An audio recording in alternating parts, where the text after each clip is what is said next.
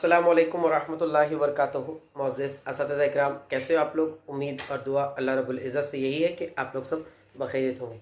चलिए बढ़ते हैं आज के इस वीडियो की ओर। गाइस, ये जो हमारा वीडियो है ये पार्ट सेकंड है कि टेट के इंफॉर्मेशन के अकॉर्डिंग आप लोगों के जो क्वेश्चंस होते हैं उसका ये सेकंड पार्ट जो तो मैं बनवा रहा हूँ और आप ही के सवालात है और आप ही के सवालात के जवाब देने की जो तो मैं कोशिश कर रहा हूँ। आप लोगों ने बहुत सारे क्वेश्चंस चैट बॉक्स में भी जो तो लिखे हैं, वहाँ से भी मैंने क्वेश्चन जो तो कॉपी किया हूँ और बहुत सारे जो सोशल मीडिया के ऊपर जो क्वेश्चंस थे वहाँ से भी जो तो मैंने कोशिश क्वेश्चन को लेने की जो तो किया हूँ।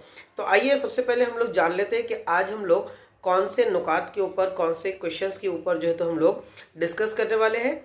इस सवालों को जो तो हम लोग जान लेते हैं, लेकिन उसके पहले मैं आप लोगों को ये कहूँगा कि अगर इन सवालों के अलावा भी अगर आप लोगों का कोई दिक्कत या आप लोगों की कोई परेशानी है, महा टीएटी, सीटीएटी और टेट को लेकर आपकी जो भी परेशानी, जो भी क्यूरीज, जो भी सवाल, कोई भी आप लोग का छोटा भी डाउट है अगर, तो आप लोग 9975349242 ये मेरा व्हाट्सअप का नंबर है, आप लोग इसके ऊपर मैसेज कर सकते हैं या फिर आप लोग चैट बॉक्स में जो तो लिख सकते हैं। इंशाल्लाह वहाँ पर आप लोगों को जो है तो आपके क्वेश्चन का जो आंसर है वो मैं जो तो पूरा देने की कोशिश जरूर करूंगा। आइए सवाल जान लेते हैं कि आज के सवाल कौन कौन से हैं। तो सबसे पहला सवाल यहाँ पर अगर आप लोग देखें तो मैंने इसको मोबाइल में जो तो मेरे टाइप कर लिया हूँ। पहला सवाल है हम लोगों का, मैं जो तो यहाँ से पढ़ देता हूँ। पहला सवाल है कि आइसोलेटेड मराठी पेपर कंपलसरी है या नहीं, इसका एडवांटेजेस क्या है। यानी आज ग्रुप के ऊपर, सोशल मीडिया के ऊपर जो तो आइसोलेटेड पेपर के ताल्लुक से जो तो बहुत सारी चीज़ें जो तो घूम रही है। इंशाल्लाह मैं वो भी डिटेल में आप लोग को जो तो बतलाऊंगा। उसके बाद दूसरा है सीटीईटी, महा टीईटी, टेट को देने की एज लिमिट क्या है। इट मीन्स के एज का जो क्राइटेरिया है वो क्या है।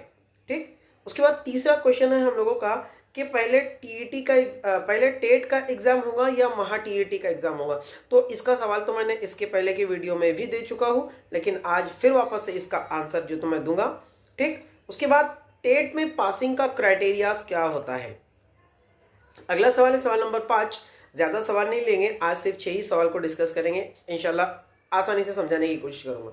सवाल नंबर 5 है कि टेट का नोटिफिकेशन आने के कितने मंथ बाद एग्जाम होता है। इट मीन्स टेट का एग्जाम कैसे कंडक्ट किया जाता है और उसको किस तरीके से उसका शेड्यूल होता है, वो सारी चीजें भी जो तो बतलाऊंगा। और आखिरी सवाल है कि टेट का क्वेश्चन पेपर्स में क्वेश्चंस की सीक्वेंस क्यों नहीं होती है। इट मीन्स जैसे कि महा टीईटी, सीटीईटी के अंदर जो है तो जो सीक्वेंस होती है, तो वैसी सीक्वेंस इसमें क्यों नहीं होती है। ये सवालों के ऊपर जो तो आज हम लोग जो तो डिस्कस करने वाले हैं। और ये आइए हम लोग पहला जो क्वेश्चन है उसको लेते हैं। पहला क्वेश्चन है कि आइसोलेटेड मराठी का पेपर कंपलसरी है या नहीं, इसका एडवांटेजेस क्या है। ठीक। तो गाइस, सबसे पहले मैं आप लोग को ये बता दूं कि अगर आप लोग को महाराष्ट्र गवर्नमेंट में या महाराष्ट्र के अंडर अगर आप लोगों को जॉब करना है तो इसके लिए आप लोगों को 40 मार्क्स का या 50 मार्क्स का मराठी, जिसे हम लोग संयुक्त भाषा कंपोजिट कहते हैं, वो पास होना, या फिर आपको जो 100 मार्क्स का अक्षर भारती या कुमार भारती का जो मराठी होता है वो आप लोगों को पास होना जरूरी है। तीनों में से कोई भी एक मराठी अगर आपका पास है तो आपको गवर्नमेंट ऑफ महाराष्ट्र के अंडर में जितनी भी जो वैकेंसीज है आप उसके लिए जो तो एलिजिबल रहोगे। आपको जो आइसोलेटेड पेपर है, आइसोलेटेड पेपर कैसा होता है कि जैसे लाइक दैट मैं उर्दू मीडियम से हूँ और मैंने जो तो 40 मार्क्स का या 50 मार्क्स का मराठी का जो तो पास आउट किया हो। अब बहुत सारे कैंडिडेट या बहुत सारे जो टीचर्स है या बहुत सारे जो लोग हैं वो जो तो ऐसे रूमर्स जो तो फैला रहे हैं कि नहीं, आप लोगों को जो तो आइसोलेटेड पेपर यानी कि 100 मार्क्स का जो तो मराठी पास करना होगा। तो गाइज ऐसा कुछ नहीं है। आप लोग चाहे तो आपके नॉलेज के लिए आप लोग 100 मार्क्स का मराठी पास आउट कर सकते हैं, लेकिन आप लोगों को ऐसा कंपलसरी नहीं कहा गया है कि आपको करना ही है। आप अगर करते हो तो अच्छी बात है और नहीं करते हो तो ऐसा कोई नुकसान भी नहीं है। 50 मार्क्स का मराठी का पेपर आप लोग अगर पास है तो उस बेस के ऊपर आप लोग वैकेंसी में जो तो अप्लाई कर सकते हैं। क्योंकि महाराष्ट्र का जो जिसे हम लोग कहेंगे कि महाराष्ट्र का जो वजूद अमल में आया है वो मराठी भाषा बोलने की वजह से ही अमल में आया है। लाइक दैट यूँ कहा जाए कि महाराष्ट्र को मराठी राज्य जो है तो कहा जाता है और इसलिए यहाँ की जो ऑफिशियल लैंग्वेज है वो मराठी है। तो आप लोग 100 मार्क्स का मराठी या फिर 40 या 50 मार्क्स का मराठी आप जो तो पास अगर है तो आपको आइसोलेटेड पेपर पास करने की कोई जरूरत नहीं है। अगर आपका 50 मार्क्स का मराठी है तो वो भी आपका जो तो कंसिडर कर लिया जाएगा। तो यही इसके सारे एडवांटेजेस थे। दूसरे सवाल के ऊपर आता हूं। अगर आप लोग का मराठी आइसोलेटेड पेपर को लेकर और भी अगर कोई सवाल और अगर क्यूरी है तो आप लोग जो तो सवाल कर सकते हो। आइए दूसरा सवाल देख लेते हैं कि सीटीईटी, महाटीईटी और टेट को देने की एज लिमिट क्या है। गाइस सबसे पहले तो आप लोग को ये बात बता दूं मैं कि एज लिमिट का जो क्राइटेरिया है, तो एज लिमिट का क्राइटेरिया ओपन वालों के लिए 38 ईयर था और कास्ट वालों के लिए 43 ईयर्स था। ठीक, ये मैं अभी आपको एग्जाम के अकॉर्डिंग नहीं बता रहा हूँ, आप लोगों को मैं जो तो ये एज का क्राइटेरिया बता रहा हूँ। ठीक, इसका जीआर भी है मेरे पास में, आप लोग को जीआर भी मिल जाएगा आप लोग अगर मैसेज करें तो अब आप लोग ध्यान रख लीजिए कि आप टीएटी का एग्जाम दे रहे हो, सीटेट का एग्जाम दे रहे हो या महाटेट का एग्जाम दे रहे हो, इट मीन्स टेट का एग्जाम दे रहे हो, अभी योग्यता चाचनी, तो आप लोगों को एज की कोई लिमिट यहाँ पर नहीं दी गई है। आप किसी भी एज से रिलेटेड रहते हो, आप लोगों को जो तो एग्जाम आपका एक्सेप्ट होगा या फॉर्म आपका जो तो एक्सेप्ट होगा। लेकिन जब आप लोगों का अपॉइंटमेंट होता है या जब आप लोगों का अप्रूवल होता है, उस वक्त जो तो एज देखी जाती है। मतलब एग्जाम्स को पास आउट करने के लिए कोई एज का क्राइटेरिया नहीं है, लेकिन जब आप लोग का सिलेक्शन होता है तो उस वक्त सिलेक्शन के वक्त में आप लोगों की एज जो तो देखी जाती है। अब एज क्या अकॉर्डिंग से देखी जाती है, जैसे मैंने आप लोग को बताया कि कोविड के पहले तक जो कास्ट का क्राइटेरिया था वो 43 ईयर का था और ओपन का जो क्राइटेरिया था वो 38 का था। लेकिन कोविड-19 की वजह से जो है तो 2 साल की इसमें जो है तो सहूलत दी गई और अब ओपन का जो क्राइटेरिया है वो 40 ईयर का हो चुका है और कास्ट का जो क्राइटेरिया है वो 45 ईयर का जो तो हो चुका है। यानी अगर आप लोग किसी भी एज से अगर ताल्लुक रखते हो, आप लोग किसी भी अगर क्राइटेरिया से इट मीन्स आप अगर किसी भी कास्ट से ताल्लुक रखते हो तो आपको 45 ईयर की जो तो एज लिमिट है और अगर आप ओपन से ताल्लुक रखते हो तो आपको 40 साल यानी 40 ईयर की जो तो आप लोगों को सहूलत मिलेंगी।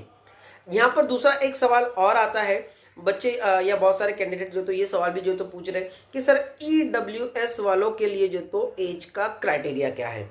तो मैं आप लोग को बता दूं कि जहां तक मैंने ईडब्ल्यूएस का जो जीआर था उसको स्टडी किया तो उसमें एज के ताल्लुक से कोई बात नहीं कही गई है। अब जब एज के ताल्लुक से कोई बात नहीं कही गई है तो इट मीन्स आप लोगों को ओपन की जो एज है वही कंसिडर करके जो तो चलनी रहेंगी। हाँ, ये अलग बात है कि ईडब्ल्यूएस वालों को जो है तो 5% का रिलैक्सेशन जो तो दिया जाता है, लेकिन एज को लेकर ईडब्ल्यूएस वालों के लिए कोई सहूलत जो तो मौजूद नहीं है। अगर आपके पास में ऐसा कोई जीआर है तो 9975349242 इसके ऊपर जो तो आप लोग मुझे वो जीआर भेज दीजिए। इंशाल्लाह उसको स्टडी करके उसमें जो टर्म्स एंड कंडीशन रहेंगी उसके मुताबिक भी आप लोगों को जो तो पूरी मालूमात जो है तो मैं फराहम करने की कोशिश करूंगा। आइए तीसरे सवाल की ओर बढ़ जाता हूं।